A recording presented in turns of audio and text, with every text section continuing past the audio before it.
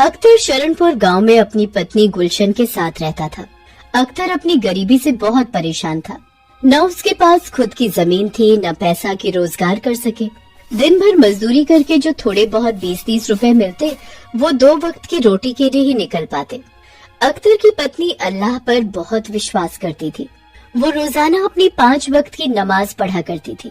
एक दिन जब वो नमाज पढ़कर खड़ी होती है, अरे गुलशन, तुम्हारे ये खुदा को मानने और 5 टाइम की नमाज पढ़ने का कोई फायदा नहीं है। ये अल्लाह भी बड़ा कठोर दिल वाला है। कोमल हृदय की आवाज नहीं सुनेगा। मत किया कर इतना अल्लाह की इबादत। आज तक अल्लाह ने तेरी सुनी है, जो अब सुनेगा। वही गरीबी में दिन काट रहे हैं और इतने सालों से औलाद का सुख नहीं मिला, वो अलग दुख है हमारे भाग्य में। पर मुझे विश्वास है अल्लाह हमारी जरूर सुनेंगे। मुझे अपनी इबादत और अल्लाह पर पूरा भरोसा है। अल्लाह एक दिन हमारी जरूर सुनेंगे। हमारे सारे दुखों को एक दिन जरूर दूर करेंगे। अल्लाह के घर देर हो सकती है, अंधेर नहीं। चल देखता हूँ तेरे अल्लाह तेरे दिन रात नमाज पढ़ने और इबादत करने का कितना फल देते हैं। अभी मैं काम पर जा रहा हूँ, देखता हूँ कहीं मजदूरी का काम मिल जाए। गुलशन को अपने अल्लाह पर पूरा भरोसा था, पर अख्तर अल्लाह पर बिल्कुल भी विश्वास नहीं कर पाता था। उसे लगता था कि गरीबी और निसंतान दोनों ही दुख अल्लाह ने उसके भाग्य में क्यों लिखे हैं। एक दिन, सुनो जी, घर में कुछ भी खाने का नहीं रखा है, मैं क्या बनाऊं? मैं भी क्या करूं गुलशन। आज मैं भी साहब के पास गया था, लेकिन इस वक्त किसी के पास काम देने के लिए नहीं है। खुदा पर भरोसा रखो, वो जरूर हमें इस मुसीबत से निकालेंगे। ये थोड़े से चावल रखे थे, पानी में उबाले हैं, खा लो। दिल छोटा मत करो, कोई न कोई काम मिल जाएगा। हो सकता है कल सुबह कोई काम मिल जाए। बस कर गुलशन, बस कर। इतना भी अंधा विश्वास मत जगा अपने मन में अल्लाह के लिए। मुझे पता है वो हम गरीबों की नहीं सुनेगा। गुलशन भी अख्तर की बात सुनकर परेशान हो जाती है। वो हमेशा अल्लाह का ध्यान करके सोती थी। रमजान के नेक दिन चल रहे होते हैं। गुलशन सारे रोजे किया करती थी और सच्चे मन से नमाज भी पढ़ा करती थी। एक दिन जब गुलशन सो रही होती है, वो सपने में देखती है। उठो गुलशन, तुम मुझ पर बहुत विश्वास करती हो। तुम बड़ी श्रद्धा से रमजान और मेरी इबादत करती हो। मैं तुम्हारी इबादत से बहुत प्रसन्न हूँ। अब तुम्हारी सारी चिंताएं दूर होने वाली है। हे खुदा, मुझे आप पर विश्वास था, आप मेरी विपदा जरूर दूर करेंगे। गुलशन सपने से उठती है और इधर उधर देखने लगती है, पर वहाँ कोई नहीं होता है। वो अल्लाह का ध्यान करती है और सपने की बात अख्तर को बताती है।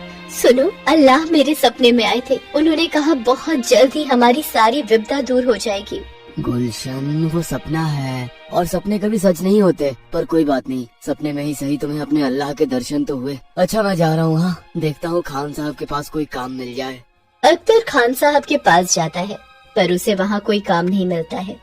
अख्तर निराश होकर घर वापस आने लगता है और रास्ते में सोचता है कि आज तो उसके पास बिल्कुल भी पैसे नहीं हैं। वो कैसे घर खर्च निकालेगा। चलते चलते वो थोड़ी दूर ही पहुंचता है। उसे पीछे से एक आवाज आती है। अरे भैया सुनो तो, मैं तुम्हें ही बुला रहा हूँ। जी बोलिए, क्या काम है? जब तुम खान साहब के पास काम मांग रहे थे, मैं वहीं पर बैठा था और तुम्हारी बातें सुन रहा था। मैं तुम्हारे जैसे ही किसी व्यक्ति की तलाश में था बेटा। क्या तुम मेरे लिए काम करना चाहोगे? मैं तुम्हें अच्छे दाम दूंगा। क्या नाम है तुम्हारा?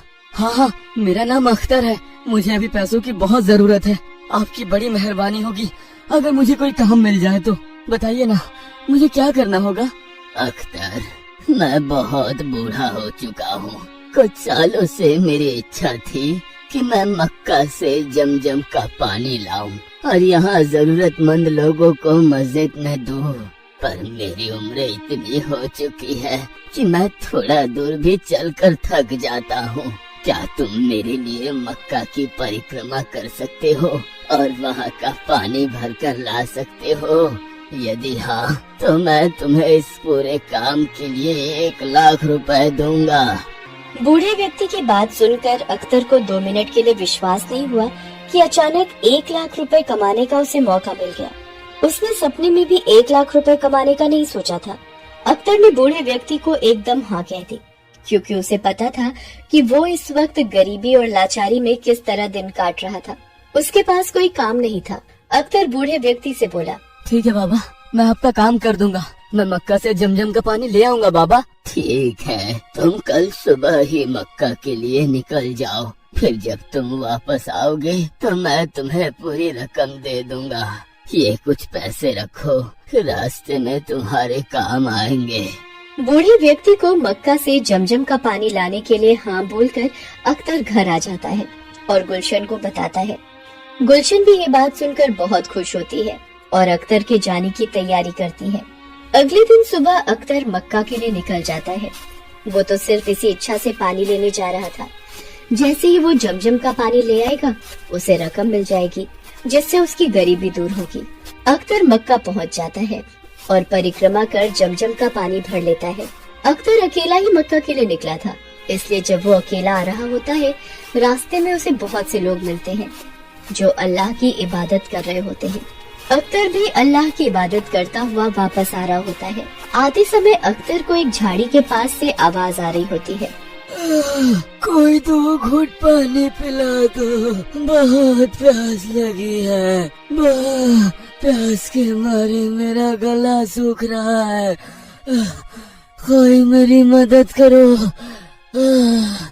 अरे आप कौन है बाबा, और यहाँ कैसे, वो भी इस हालत में? मैं यहीं पास के गांव में रहता हूँ। मेरी आंखें नहीं है बेटा, मैं देख नहीं सकता। भोजन की तलाश में गांव से दूर निकल आया, रास्ता भटक गया। मुझे बहुत प्यास लगी है बेटा, 2 घूंट पानी पिला दो, अल्लाह तुम्हारा भला करेंगे। क्या करूं, मेरे पास पानी पीने का नहीं है, बस यही जमजम का पानी है जो उन बूढ़े बाबा के लिए लेकर जाना है। अगर मैं ये पानी इन्हें पिला दूंगा तो उन्हें क्या बोलूंगा? ये पानी तो जरूरतमंद परेशान लोगों के लिए है, और लाचार बाबा को जो प्यास से व्याकुल हो रहे हैं, ऐसे तो नहीं छोड़ सकता ना। मैं इन्हें पानी पिला देता हूँ और उन बूढ़े बाबा को बोल दूंगा कि मैं पानी नहीं ला सका। शायद मेरी किस्मत में पैसा कमाना लिखा ही नहीं था। अख्तर उस व्यक्ति को मक्का का जमजम का पानी पिला देता है। व्यक्ति की प्यास बुझ जाती है। वो अख्तर को शुक्रिया कहता है। बेटा, आज तुमने इस बुरे वक्त में मेरी सहायता की, मेरी प्यास बुझाई। अल्लाह तुम्हें हमेशा खुश रखे। बेटा, आज तुमने मुझे अंध फकीर को पानी पिलाया है, मैं भी तुम्हें कुछ देना चाहता हूँ। ये पोटली अपने पास रखो और घर जाकर ही इस पोटली को खोलना। बाबा, मैं आपको घर छोड़ देता हूँ, आप अकेले कैसे जाओगे? नहीं बेटा, मैं चला जाऊंगा, तुम्हें भी तो समय पर घर पहुंचना होगा। तुम्हारी बेगम गुलशन तुम्हारी राह देख रही होगी। अख्तर अपने घर की तरफ चल पड़ता है। रास्ते भर अख्तर यही सोचता है वो उस बूढ़े बाबा को क्या जवाब देगा। रमजान का भी आखिरी दिन है, दोबारा भी पानी लेने नहीं जा सकता। वो ईद पर नहीं पहुंच पाएगा। वो मायूस अवस्था में गांव पहुंचता है और खान साहब के पास जाता है। खान साहब, जब मैं उस दिन आपसे काम मांगने आया था तो यहाँ एक बूढ़े बाबा बैठे थे, क्या आपने उन्हें कहीं देखा है? कौन से बूढ़े बाबा? मेरे यहाँ तो मक्खी भी नहीं बैठती मेरी बिना इजाजत के, तो कोई बूढ़ा बाबा कैसे बैठेगा मेरी दुकान के पास आकर? यहाँ कोई नहीं आया था। फिर वो बाबा कहाँ गए? उन्होंने तो मुझे कहा था कि वो मुझे यहीं मिलेंगे। अख्तर ने गांव में हर तरफ उस बूढ़े व्यक्ति की खोज की, पर वो बूढ़ा व्यक्ति अख्तर को कहीं भी नहीं मिला। अख्तर निराश होकर घर आ गया। घर आकर अख्तर ने अपनी पत्नी को सारी घटना बताई।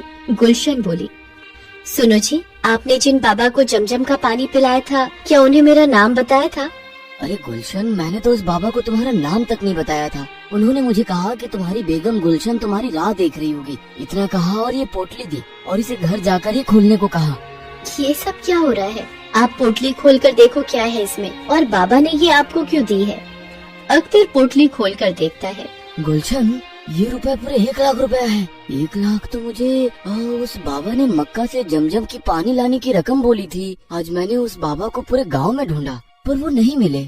आप अब भी नहीं समझे, पर मैं पूरी बात समझ गई। ये सब हमारे अल्लाह की मेहरबानी है। आपने भले ही खुदा पर कभी विश्वास नहीं किया, पर आपका दयालु स्वभाव देखकर अल्लाह ने उसका फल दिया है। ये सब उन्हीं का चमत्कार है। वो सारा अल्लाह का ही किया था। आपने जरूरतमंद की सहायता की और अल्लाह ने आपकी परीक्षा ली जिसमें आप खरे उतरे। हमें अल्लाह का शुक्रिया करना चाहिए जिन्होंने फरिश्ते के रूप में आकर हमारी गरीबी दूर की। हाँ गुलशन, ये तुम्हारी अल्लाह की इबादत करने का फल है। तुमने हमेशा सच्चे मन से उनकी इबादत की, इसलिए उन्होंने तुम्हें इसका फल दिया। आज से अल्लाह पर मेरा भी अटूट विश्वास बन गया है। हे खुदा, मुझे क्षमा करना। मैं आपकी शक्तियों को पहचान ना सका। आप अंतर्यामी हो, खुदा हो। आप अपने बच्चों की मन की बात पढ़ लेते हो। हे अल्लाह, हे अल्लाह। उस दिन के बाद अख्तर को खुदा पर अटूट विश्वास हो जाता है। वो भी रोजाना मस्जिद में जाकर इबादत किया करता था और सच्चे मन से नमाज पढ़ा करता था। अल्लाह की दुआ से कुछ समय बाद गुलशन के बेटा और बेटी पैदा होते हैं। अख्तर के घर खुशियाँ आ जाती हैं। एक गरीब की मक्का परिक्रमा सफल हो जाती है।